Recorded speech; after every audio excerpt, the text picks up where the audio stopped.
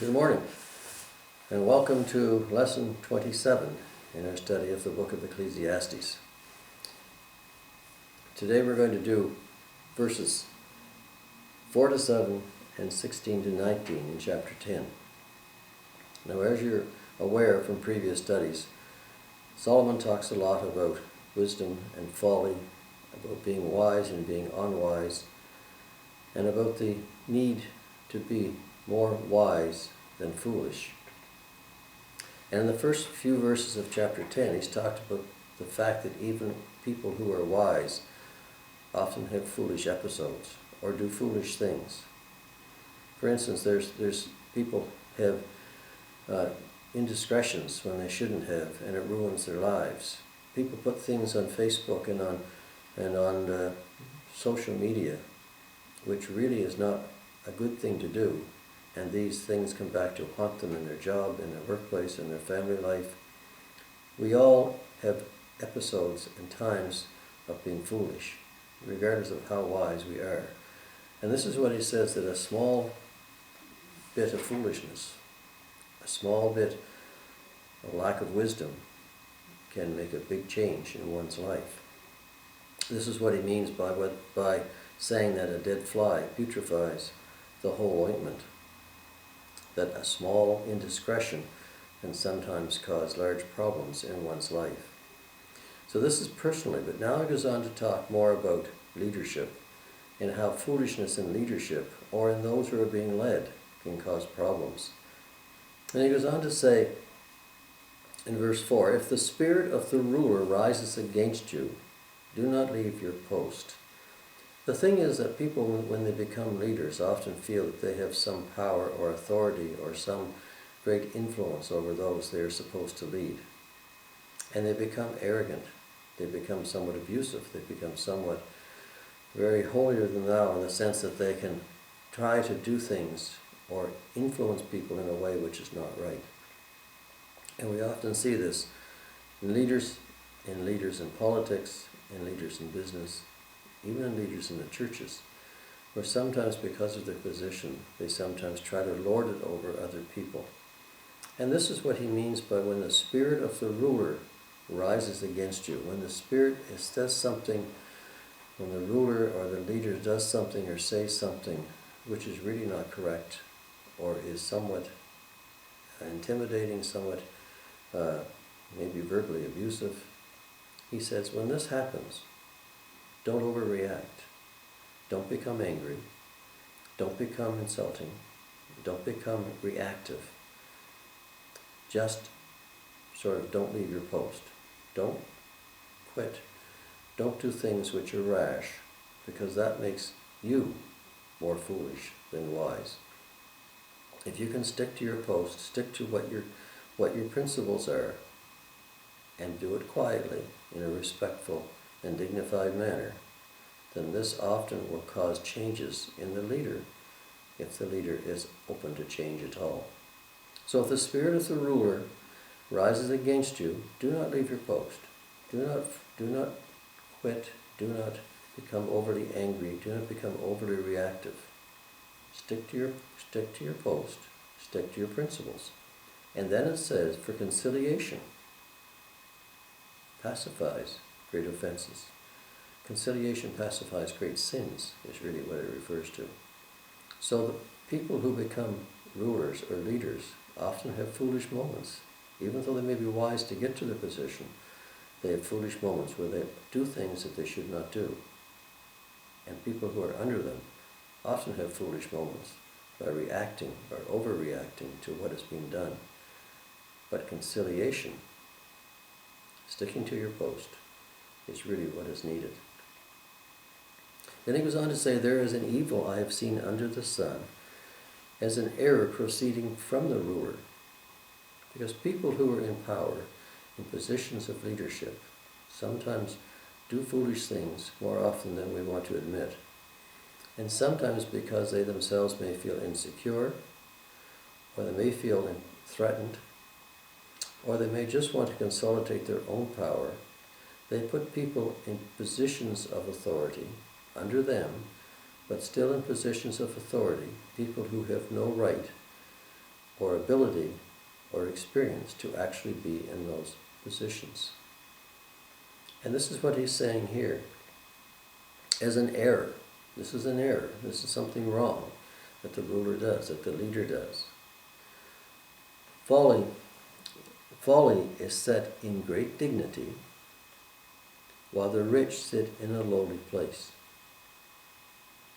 I have seen servants on horses, while princes walk on the ground like servants. What he's meaning is that people who have no real authority or no real experience or ability to be in positions of authority are often placed there by inept or insecure leaders, rulers. And those people are in positions of authority while those others who should be there by their experience or their authority, by people who should be in positions of leadership because of what they show and their abilities, they are not. So people who do not have the abilities, do not have the qualities of leadership, are placed in positions of leadership. They are placed in great dignity. They are placed on horses. While people who do have the wisdom, do have the knowledge, do have the ability to lead, are themselves set in lowly places and walk as servants, while those who are less qualified ride on the horses in positions of authority. This is what he's getting here, that this is a folly, this is an evil, that rulers who are inept or unqualified or insecure often take. They put people who are not really qualified to be in positions of authority, while those who are qualified are not allowed such abilities. So going on then to to verse 16. Woe to you, O Lord, O land, when your king is a child and your princes feast in the morning. Blessed are you, O land, when your king is in the son of nobles and your princes feast at the proper time. He's referring to kingships. He's referring to leadership again, where the leader is not capable. Where the king, yes, he's referring to kingship here, but where the leader of the king is like a child, childlike, naive, not really able to do what his job is. And therefore he says, when your princes feast in the morning, because feasting was often considered to be a time of rivalry, of revelry, of feasting, of drinking, of laughter, of not serious events. So therefore he says, when your princes feast in the morning, you're partying in the morning. You're partying therefore all day long. You're not considering the affairs of the nation, the affairs of the people that you're supposed to lead. You're just concerned with yourself and having a good time. This is what it means by feasting in the morning. Rather than being king and the son of the nobles, or a son of someone who actually knows how to rule, how to lead, how to reign, when your princes feast in the evening, after the affairs of state, after the affairs of the nation, after the affairs of the company, after the affairs people are supposed to be involved with, after the proper affairs are taken care of, that's the time for revelry, for some good times, for eating, for drinking, for making merry. Not in the morning, but after the affairs of the nation, of the company, of the place are done. So this is what he means when he says, woe to you, a land, if your king is like a child, naive, and only wants to party and have a good time, and also wants to spend money and do things in a way which is not really beneficial to the land. Blessed are you when the king is from the son of nobles and the princes feast in the evening at the proper time.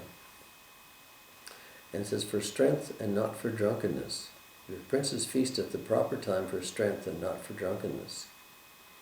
Because of laziness the building decays, and through the idleness of hands the house leaks. A feast is made for laughter, and wine makes merry, but money answers everything. In other words, this now is talking about someone who's lazy. Perhaps again a leader. Perhaps it's a father. Perhaps it's a person who is in a position of leadership in a company or a church or whatever. if they're lazy, if they don't do anything, if they allow their buildings, if they allow their company, if they allow their families to fall apart because they don't do anything except maybe watch television and lie back and sleep. This is what it refers to, because because of laziness, the building decays, the structures decay, the structures of your life decay. And through idleness of hands, the house leaks. Same thing. Nothing is done, and to repair whatever it is has to be done to your life, to your family, to your company, to the institution over which you have authority. So the idleness of hands, the house leaks. A feast is made for laughter, and wine makes merry, because this is all some of these people do. They do very little except try to have a good time. It's the same as the king who is naive, who has a feast in the morning. They want a good time. Their life is built around merriment and laughter, and talk about good times, while the nation, the building, the institution over which they have authority falls apart. But money answers everything. Everything is done for money. Everything is actually done for the want of goods. So that in all things, as far as these people are concerned, money is the answer. Not integrity, not character, not ability, not even wisdom, just money. So money answers everything. It's a study on the inability and ineptness of leadership who don't take the proper care of those who they are leading. It is said that a servant leader is the best, one who leads but is also a servant to those that he is leading. Woodrow Wilson once said, when he puts a person in a position of high authority, he wants to see if he grows or if he just swells. There's a big difference. So this is Solomon's take upon the foolishness of leadership. People are wise to get in these positions. People are wise to be in positions under these leaders. But how they react, how they do certain things, shows how much foolishness can also take place in their wisdom. So next week we'll get into the other parts of chapter 10 and Solomon's take on foolishness as well as wisdom. I hope you'll join me. Thanks for watching. Bye for now.